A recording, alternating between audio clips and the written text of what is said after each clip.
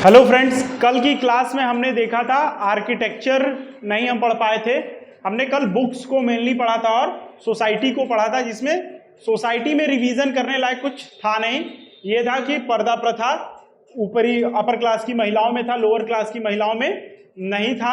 और सोसाइटी कैसी थी, थोड़ा बहुत सेकुलर सोसाइटी थी। ऐसा कुछ साक्ष्य नहीं मिलते हैं कि कोई भी धार्मिक दंगे या कुछ हुए हों। तो समाज कैसा था, अपने काम में लगा हुआ था। जो भी चीजें चल रही थी हिंदू और मुस्लिम्स के बीच, वो एक्चुअल में सत्ता की लड़ाई थी, धर्म की लड़ाई नहीं थी। मंदिरों को तोड़ना उनका प्रायः काम हुआ करता था, क्योंकि मंदिर ही बैंक होते थे। ये सारी चीजें हमने पढ़ी थी। उसके बाद हमने पढ़ा था किताब में हमने चालू किया था गजनवी के समय से। तो सबसे पहले ये होता है कि सिंध विजय की कहानी। तो सिंध विजय कब हुआ था? 712 ईस्वी में मोहम्मद बिन कासिम ने किया था। और वो अली अहमद की किताब है, कौन सी? चचनामा, ठीक है, जिसमें बताया जाता है कि राजा दाहिर उस समय हिंद के राजा हुआ करते थे। उसके बाद हम आ जाते हैं सीधे 1000 ईस्वी में, यानी 11वीं सदी में, जिसमें गजनवी आता है। और गजनवी अपने साथ किसको ले आता है? दो लेखकों को, दो स्कॉलर्स को ले आता है, जिसमें उतबी उसका कोर्ट पोएट है, कोर्ट हिस्टोरियन है। और वो किताब कौन सा लिखेगा? यामिनी, तारीखे यामिनी लिखेगा। तारीखे यामिनी का मतलब है कि गजनी वंश को यामिनी वंश भी कहते थे। उसके बाद जो सबसे बड़ा स्कॉलर था वो कौन था? अलबरूनी था। और अलबरूनी उस समय की किताब, जिसमें भारत का भूगोल, भारत का समाज और भारत के क्लाइमेट के बारे में लिखा गया है, वो है किताबुल हिंद और तहकीके हिंद। उसके बाद हमने पढ़ा था तबकाते नासिरी, किसकी किताब है? मिनाज उस सिराज की किताब का नाम है। उसके बाद हमने सबसे इंपॉर्टेंट अमीर खुसरो की 3-4 किताबों को देखा था, जिसमें नूह सिपर, आसिका, तुगलकनामा, ये सारी किताबें हैं। उसके बाद हमने क्या पढ़ा था? किताबुल रहीला, जो किसकी किताब है? मोहम्मद बिन तुगलक के समय लिखी गई किताब। वो है किसकी? इब्न बतूता की। और इब्न बतूता क्या था उस समय? दिल्ली का काजी था। फिर अम्बेसडर बन के कहाँ चला गया? चाइना चला गया। उसके बाद हमने पढ़ा था चचनामा, हो गया पृथ्वीराज रासो। पृथ्वीराज रासो में हमने पढ़ा था कि ये किसकी किताब है? चंद्र बरदाई की किताब है। लिखी किसके ऊपर गई है? पृथ्वीराज तृतीय या पृथ्वीराज चौहान पे। जो प्रेम कहानी है किसकी? पृथ्वीराज की और संयोगिता की। और संयोगिता बेटी किसकी है? चंद्र बरदाई, किसकी? राजा जयचंद की, जिसकी वजह से वो पृथ्वीराज का साथ नहीं देते हैं युद्ध में। किसके खिलाफ? ये आप कमेंट में बताइएगा। उसके बाद राज तरंगिणी, जो भारत के इतिहास के हिसाब से पहली इतिहास की किताब मानी जाती है। देखिए इस और सब क्या है, जैसे इब्न बतूता की किताब ट्रेवल अकाउंट थी, और किताबुल हिंद ये ज्योग्राफी सबकी किताब है। लेकिन इतिहास की किताब जो पहली मानी जाती है वो कौन है? राज तरंगिणी, जो कल्हड़ ने लिखी थी। क्यों? क्योंकि उसमें एक पूरी क्रोनोलॉजी है, एक क्रम चल रहा है। और ये किसकी किताब है? कश्मीर के इतिहास की किताब है, कल्हड़ की किताब। उसके अलावा शाहनामा किसकी किताब है? फिरदौसी की किताब है। ये सारी चीजें हमने पढ़ी थी।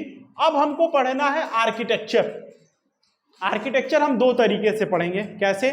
हम ये पढ़ेंगे कि डोम और ये जो पिलर्स का कॉन्सेप्ट है, ये कहाँ से आया, कौन सा तुर्किश आर्ट है, कौन सा मुस्लिम आर्ट है प्योर, कौन सा इंडो मुस्लिम आर्ट है, ये सारी चीजें हम पढ़ेंगे। और किसको जो है इस्लाम का क्या बोलते हैं उसको, इस्लाम का एक तरीके से समझिए कि अजूबा है, या नायाब हीरा इस्लाम का किस आर्किटेक्चर को बोलते हैं, ये सारी चीजें। या गोपुरम स्टाइल क्या होता है, ये सारी गुंबद के स्टाइल किस में आते हैं। और एक क्वेश्चन पूछता है, अच्छा ये देखिए यूपीएससी ऐसे क्वेश्चंस प्रॉपर पूछता है, और यूपी पीसीएस भी, वो आपसे पॉलिटिकल रीजन छोड़ के इधर। और इसके अलावा भी जब आप मेंस देने जाएंगे तो आर्ट एंड कल्चर का बहुत बड़ा रोल है, प्री में भी है और मेंस में भी है। तो इस वजह से ये आप आराम से मैं आपको पढ़ा रहा हूं। तो अगला हमको ये देखना है कि कौन कौन से आर्किटेक्चर जो प्री के हिसाब से ये है। इसके बाद मैं आपको मेंस के हिसाब से कुछ आर्किटेक्चर्स के बारे में बताऊंगा। तो प्री के हिसाब से सबसे पहला दिल्ली सल्तनत की शुरुआत किससे हो रही है? गुलाम वंश की, कुतुबुद्दीन ऐबक से। तो ऐबक ने पहली जो शुरुआत की, वो शुरुआत किया कुतुब मीनार को बनवाना। कुतुब मीनार की नींव किसने रखी? ऐबक ने रखी। और कहां पे रखी? दिल्ली में। और किसकी याद में रखी? तो बख्तियार काकी, कुतुबुद्दीन इनका पूरा नाम था, कुतुबुद्दीन बख्तियार काकी। और ये एक सूफी सेंट थे, एक सूफी संत थे, जिसकी याद में कुतुबुद्दीन ऐबक, तो कुतुबुद्दीन से कुतुब मीनार याद रहेगा। इसने निर्माण की शुरुआत कराई। अब कुतुब मीनार इस वजह से भी इंपॉर्टेंट हो जाता है कि इसमें कई लोगों का योगदान रहा है, ठीक है। उसके बाद इसको कंप्लीट किसने कराया? इल्तुतमिश ने। तो कभी कभी ये पूछता है कि कुतुब मीनार को कंप्लीट किसने कराया, कभी कभी ये पूछता है कि कुतुब मीनार के ऊपरी 3 मंजिलों का निर्माण किसने कराया, तो इल्तुतमिश ने कराया, और कुतुब मीनार यहाँ पे कंप्लीट हो जाता है। उसके बाद कुतुब मीनार पे बिजली गिर जाती है। क्या होता है? बिजली गिर जाती है, और फिरोज शाह तुगलक उस पर क्या करता है? उसको मरम्मत कराता और एक और उसका फ्लोर बढ़ाता है। वो कौन है? फिरोज शाह तुगलक। उसके बाद भूकंप आ जाता है दिल्ली में। मतलब देखिए कुतुब मीनार पे क्या क्या हो रहा है। भूकंप आ जाएगा और उसको फिर कौन सही कराएगा? सिकंदर लोदी। तो कभी कभी नहीं, ये अक्सर ये तीनों से सवाल पूछता है कि कितने लोग उसमें शामिल थे। तो ये देखिए, इसका कोई एग्जैक्ट आंसर नहीं है कि कितने लोग शामिल थे।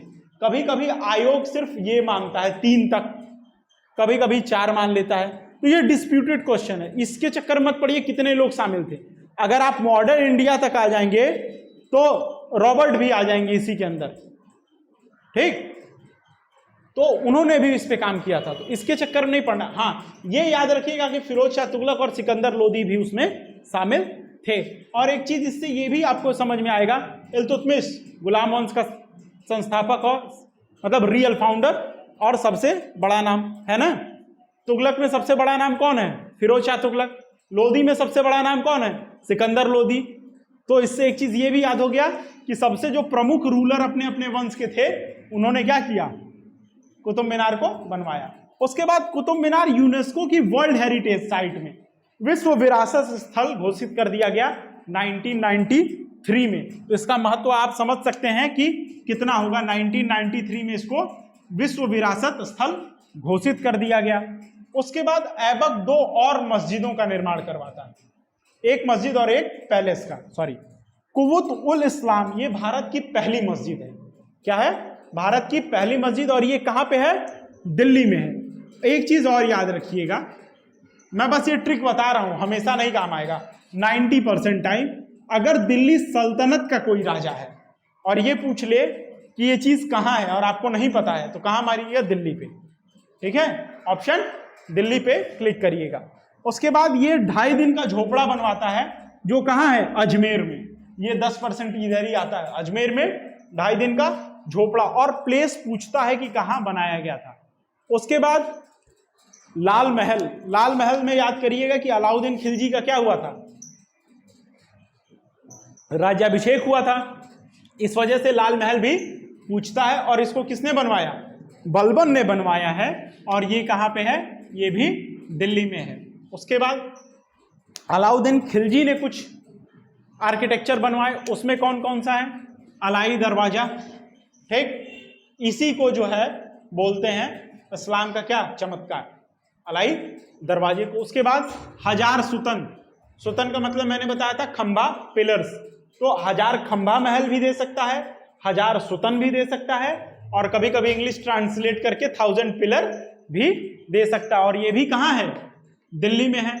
उसके बाद हौजे खास। देखिए इस समय रिजॉर्ट होता है, मध्यकाल में रिजॉर्ट को क्या बोलते थे? हौजे खास। और हौजे खास कहाँ है? दिल्ली में।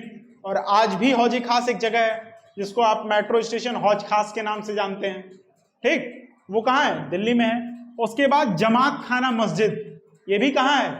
दिल्ली में है। तो अब हम देखेंगे मेंस पर्सपेक्टिव से कैसे आर्किटेक्चर से क्वेश्चंस पूछता है। इसमें अब हमको कुछ जो मेंस पर्पज से पढ़ना है या प्री में बहुत कम चांसेस है इसके आने के, वो ये है कि हिंदू स्टाइल में क्या क्या होता है आर्किटेक्चर में, इस्लामिक स्टाइल में क्या है, मिडिल ईस्ट के तुर्किश स्टाइल से क्या हुआ, इंडो इस्लामिक कब से चालू हो रहा है, तुगलक में क्या चेंजेस हैं और लोधी में क्या चेंजेस हैं, इनके आर्किटेक्चर में ये मेनली हमको पढ़ना है। तो हिंदू स्टाइल में देखिए होता क्या है कि मेनली आर्किटेक्चर उस समय कैसे पता चलेगा, या तो महलों से और या तो मंदिरों से। तो हिंदुओं में मैक्सिमम मंदिरों से पता चलता है। तो हिंदुओं में पिलर्स का कॉन्सेप्ट था। जैसे आज भी आप मंदिर जाएंगे तो कोने कोने पे आप देखेंगे खंभे हैं और साइड साइड में खंभा और बीच में क्या होता है, गर्भगृह। किसी भी मंदिर की ये एक शुरुआत होती है। उसके बाद आप जाएंगे तो जैसे घुसेंगे जो उसका गेट होता है वो एक आर्कनुमा होता है ना। मंदिर का गेट देखिए, जब भी पहले घरों के गेट भी ऐसे ही होते थे। तो ये आर्क स्टाइल, गर्भगृह, राउंड आर्क और कर्व्ड आर्क। राउंड आर्क में देखिए ये ऐसे वाला और कर्व्ड आर्क, ये दोनों कहां मिलेंगे आपको? ये सारी बातें हिंदू स्टाइल में मानी जाती हैं आर्किटेक्चर के। उसके बाद हम अपने दीवारों पे एनिमल का डिजाइन, आप देखिए कभी गेट पे देखेंगे बहुत सारे गेटों पे हाथी बना रहता है, ठीक। तो हाथी दीवारों पे या मंदिरों के उस पे मतलब खोद के जो है गाय बनाना, ये रंगोली बनाना, ये सब किस में आता है? ये हिंदू स्टाइल का पार्ट है। उसके बाद कार्व्ड आर्क, मतलब आर्क के अंदर जो बनाई जाती है कलाकृतियां, वो भी किसके अंदर आती हैं? हिंदू स्टाइल में। तो पिलर हमारे लिए नया नहीं था, ये चीज याद रखिएगा। और लोग सोचते हैं कि पिलर इस्लामिक, जैसे इस्लाम में भी क्या हुआ कि डोम बीच में होता था, गुंबद बीच में होता है और साइड साइड क्या होता है? पिलर होता है। हमारे यहाँ देखिए इस तरीके से होता है ना कि हमारे यहाँ 4 पिलर होते हैं, इसके ऊपर एक छत होती है, ठीक, और बीच में गर्भगृह होता है। लेकिन इस्लामिक में क्या होता है कि ये गुंबद बीच में होती है और ऐसे ऐसे पिलर होते हैं बाहर। पिलर पे सपोर्ट नहीं होता, पिलर के ऊपर कुछ नहीं होता है, पिलर साइड में अलग अलग होते हैं। और हिंदू स्टाइल में पिलर के ऊपर होता है और बीच में क्या होता है? गर्भगृह होता है। यही अंतर है इस्लामिक में और हिंदू स्टाइल में, ठीक है। उसके बाद ये फ्लोरल डिजाइन यूज करते हैं। पूरा ताजमहल देखिए आप, फूलों की पूरा फूल बना होगा डिजाइन में। उसके अलावा ये इंक्रिप्शन का इस्तेमाल करते हैं और कुरान की आयतें उस पे क्या होती हैं? खुदी होती हैं। आप देखेंगे तो मुस्लिम आर्किटेक्चर पे कुरान की आयतें खुदी होती हैं, वो क्या है? इस्लामिक आर्किटेक्चर है। उसके बाद हमको पढ़ना था टर्किश आर्किटेक्चर। टर्किश आर्किटेक्चर भी एक तरीके का इस्लामिक आर्किटेक्चर ही है, लेकिन ये कहां से आ रहा है? ये आ रहा है वेस्ट एशिया से। और इसमें क्या है? सफेद और लाल बलुआ पत्थरों का इस्तेमाल। जो आप लाल किला पढ़ते हैं, ताजमहल पढ़ते हैं, ये एक्चुअल में वेस्ट एशिया से आया था, ठीक है। उसके बाद जो आप ये गुंबद का पढ़ते हैं, आर्क का, ये भी कहां से? अरबों से आया। और अरबों ने इसको कहां से लिया? रोमन एम्पायर से, रोमन साम्राज्य से। ये चीजें इनकी ये भी अपनी नहीं है। देखिए कोई भी आर्किटेक्चर कोई ये नहीं कह सकता कि एग्जैक्ट इनका है, समझ रहे हैं? चीजें धीरे धीरे इवॉल्व होती जाती हैं। उसके बाद इनके पास एक से एक क्राफ्ट्समैन थे, ठीक है, जो इंडिजिनस, मतलब हर जगह की, देखिए हर जगह की एक अपनी स्टाइल होती है ना, एक अपनी बोली होती है। उसी तरीके से हर जगह के अपना एक आर्किटेक्चर भी होता है। अब जैसे आप कश्मीर जाएंगे तो छत कैसे मिलेगी आपको? ऐसे, क्योंकि बर्फ क्या हो? सरक जाए।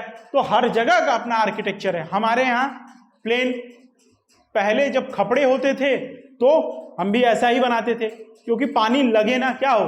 सरक जाए। तो वो क्लाइमेट पे भी डिपेंड करता है कि किस तरीके का आर्किटेक्चर बनेगा। तो आर्किटेक्चर क्लाइमेट पे, सोसाइटी पे, बहुत कुछ पे डिपेंड करता है। खिलजी से माना जाता है कि इसने इंडो इस्लामिक एक आर्किटेक्चर की शुरुआत की। इंडो इस्लामिक स्ट्रक्चर का मतलब होता है कि दोनों को मिला के, जिसमें आर्क भी हो, जिसमें पिलर भी हो, जिसमें डोम भी हो। और उसका सबसे बढ़िया एग्जाम्पल है सीरी कैपिटल, हजार सुतन, ये सब क्या है? अलाई दरवाजा, ये सब उसी के एग्जाम्पल है इंडो इस्लामिक आर्किटेक्चर के। उसके बाद आता है तुगलक डायनेस्टी, जो रिजॉर्ट्स के लिए जाने जाते हैं, हौज खास के लिए जाने जाते हैं। और इसमें लोटस डिजाइन बनाते थे। ये क्या बनाते थे? लोटस डिजाइन, जिसको स्टार्ट किया किसने? फिरोज शाह तुगलक ने। और जिसका सबसे बढ़िया उदाहरण है फिरोज शाह कोटला का किला, ठीक। उसके बाद आ जाइए आप लोधी। लोधी में ये था कि लोधी वंश ने गुजरात और राजस्थान के कुछ हिस्सों का आर्किटेक्चर में अपने इस्तेमाल किया और लोधी गार्डन बनाया। लोधी गार्डन में होता ये था कि किनारे किनारे पिलर रहेगा, ठीक है, टॉम्ब बनेगा, और इन टॉम्ब के बीच में गार्डन रहेगा।